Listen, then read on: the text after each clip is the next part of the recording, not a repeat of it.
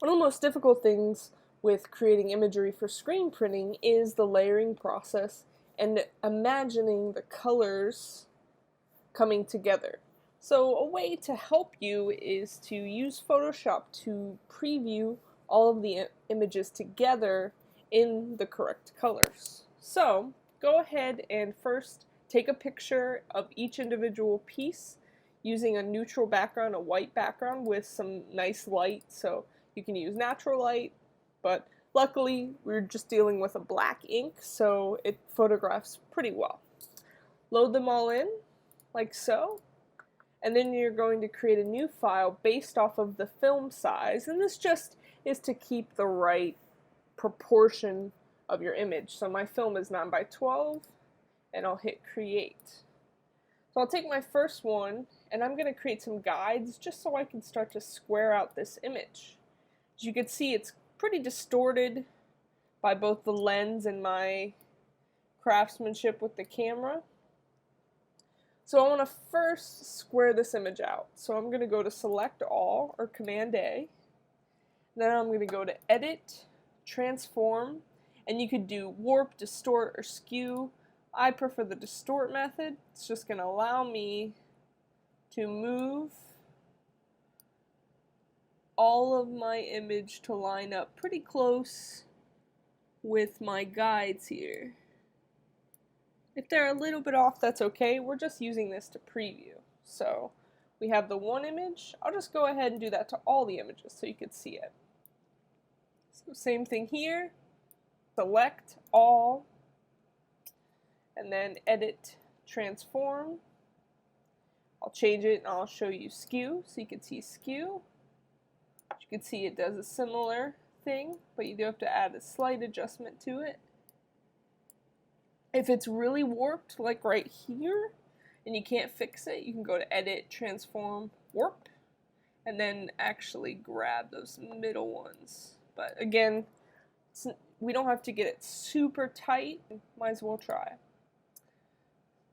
I'll repeat.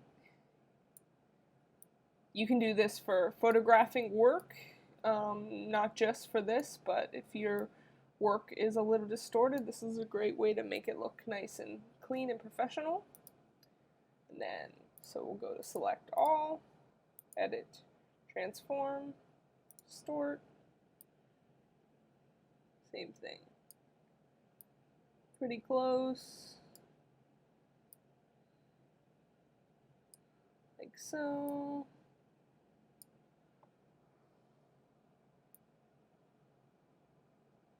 This will be really helpful for seeing the image before we go and mix our inks. And then our last image.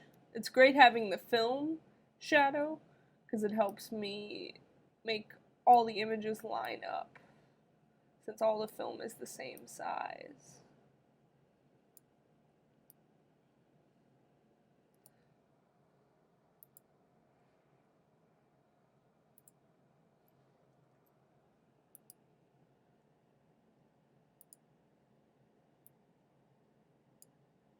If you're using an SLR camera, there's actual functions in the filter that will allow you to adjust based off the camera you're using. I used my iPhone for this. I'm going to go in and just transform and warp that slightly. Again, doesn't have to be perfect for this. Now that you have your 4 images ready to go, you can take your rectangular marquee tool, start at one corner, click and drag until it lines up to your guides, and then you'll edit, copy, and you will paste it into your file. Then using your move tool, just go ahead and move it all the way to the corner, go to edit, free transform, Command T, click and drag. If you hold shift, it will stay in proportion. As you can see, it doesn't quite line up to by 9 by 12 because a camera distorts your image. You are allowed to drag it until it fits. And you'll do the same for everything. So this one's already selected. I'll paste it in, corner, click and drag. You'll do this until you have all of them layered in your new file. This will get pretty close. It won't be exact, but it'll get pretty close. Best thing to do is to scan. That keeps it to the right size, but again, size isn't important here if you're just using it to preview. Now, if we were making film from this, it would be important that it lined up perfectly. I'm just gonna fix that part. Just to get it close. And there we go. We now have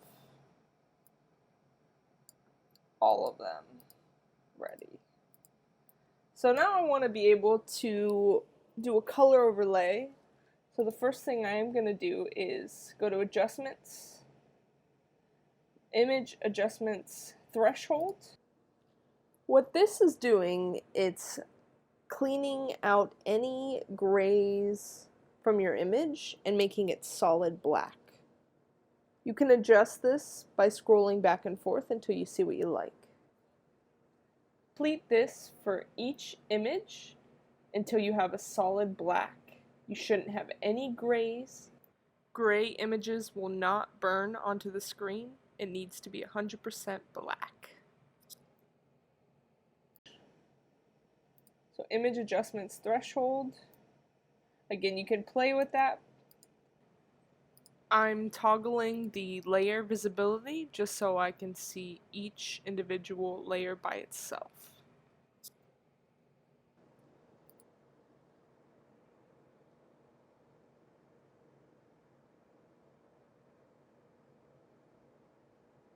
And there you go. Now you have all of your images ready, and now you can start playing with color. Now there's several ways you can do this, so this way is not the only one. There might be even a faster way.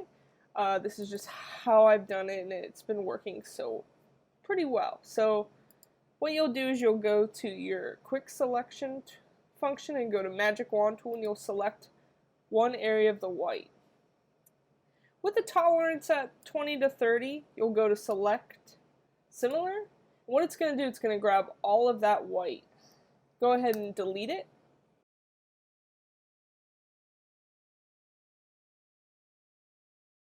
So if it's deleted it, you'll start to see this checkered background. In areas that it didn't, you'll just select it. Again, Similar. And then it should delete the rest. Sometimes, two whites are a little too different, so it doesn't grab it. And there you go. You have one. What we're trying to do is separate the background from the image, the positive from the negative, so that we can do what we call a color overlay. So now I can pick any color, and I can simulate what that's going to look like on my screen. I'm going to go ahead and do that for the rest of them. So same thing here. Because it's a black and white image, I should just be able to select one area, select Similar, and erase. Just zoom in, make sure there's no other white areas. It's rather scary. And then I'll just go ahead and color and make sure you can see that, yep, now I have two colors working together.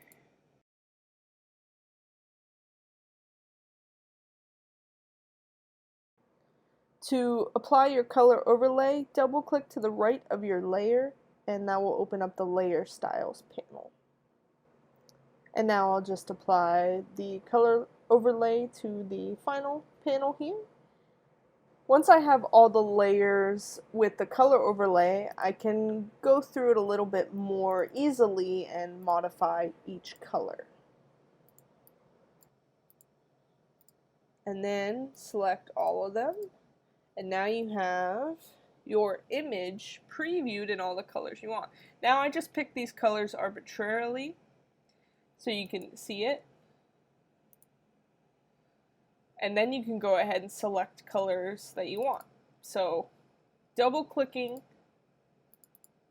outside the layer pulls up the layer style panel. Go to color overlay, and then you can mess around with any color you like.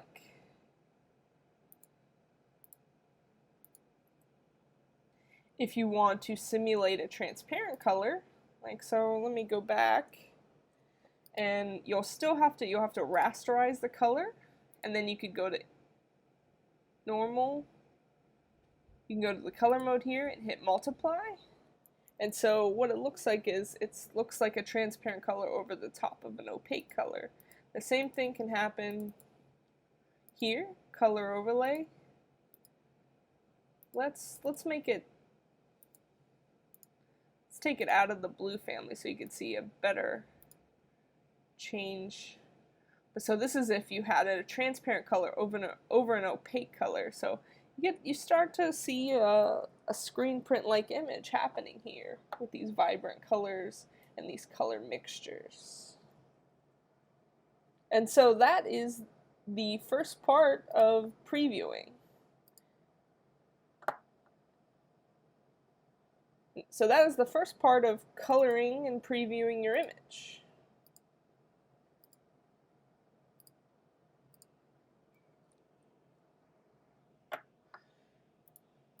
Once you have all of your images loaded and you're struggling maybe with colors, color combinations, or color palettes, there's several resources out there and that might help you, including, I mean, just looking at some images and getting inspiration, but maybe you want to figure out what colors are in something. So I go to color.adobe.com, it's called Adobe Color, and what you can do is actually load an image into this website here. So I'll go and grab my image that I just pulled from the internet. I saw it on Instagram, and then you can zoom in, and I want to pull, yeah, I think pull some of these colors, but yeah, I'll hit this, and then you can hit save.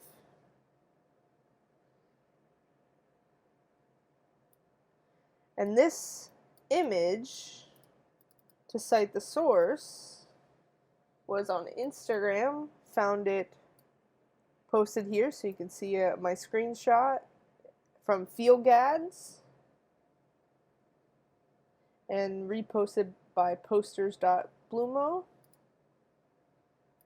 But now I saved this. I can even adjust it.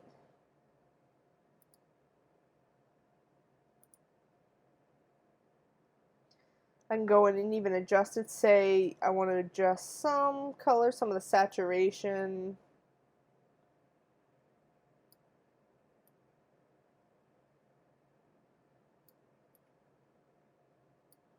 Like so.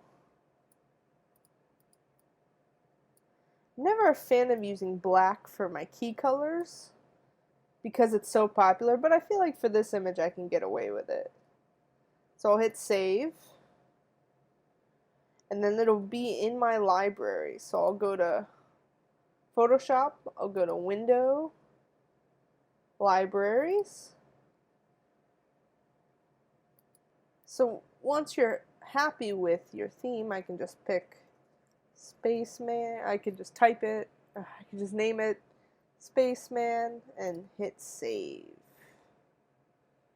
So here's my new color palette right here. You can download it and import it into Photoshop, but if you already have Creative Cloud, you can already see it in Photoshop. What I like to do though is download it as a JPEG. It makes it a lot easier to work with, but you can always go back and edit something. So if you want more saturation, less saturation, you can. I think I'm gonna save that. I'm just gonna download there. Then I'm going to go back to my file. So you can already see it's in. The only problem I have is extracting it for color overlay, so that's why I do the JPEG. I just drag in the JPEG.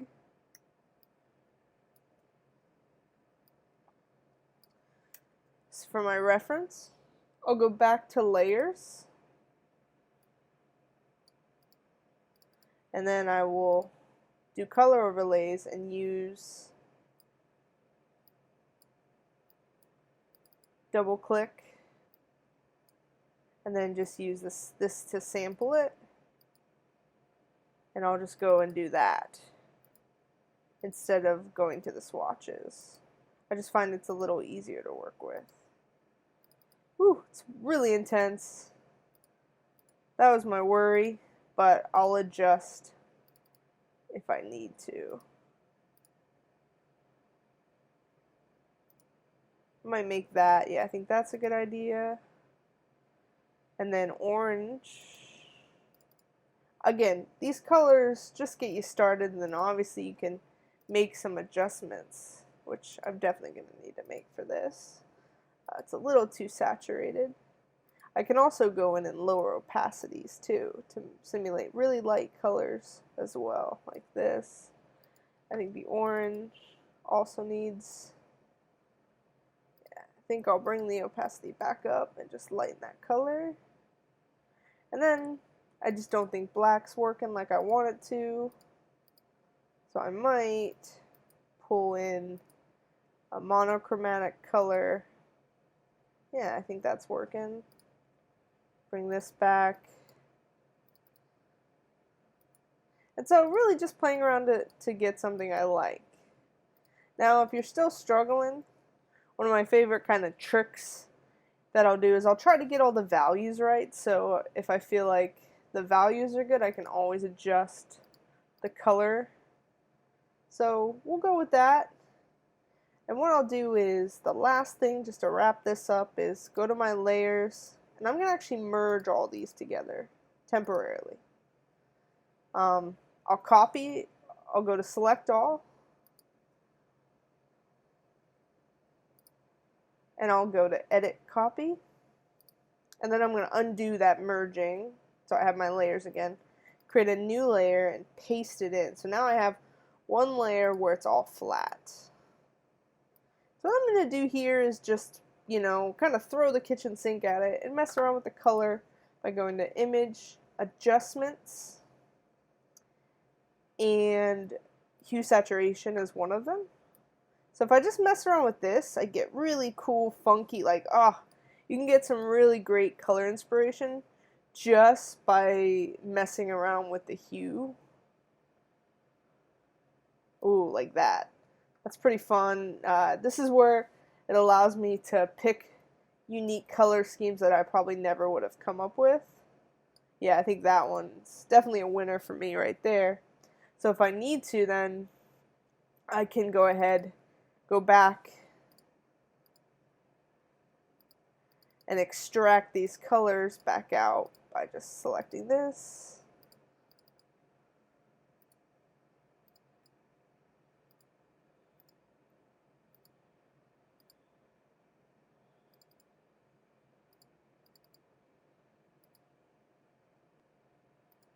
And there we go. Now I have those colors actually previewed, and I can always output them for mixing.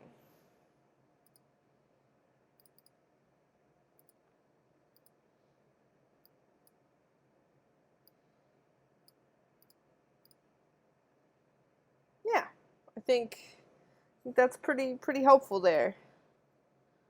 And I like the direction it took with just completely throwing the kitchen sink at it and changing the colors. Last thing I might do is just see what the colors look like as they overlap, because I'm going to add slight transparency to my inks. So I'll rasterize this layer and go to multiply so you can see what the color will mix to create. We'll go over that when we start talking more about colors, but I do love messing with this function. Remember, you can only use the multiply when you've rasterized the layer.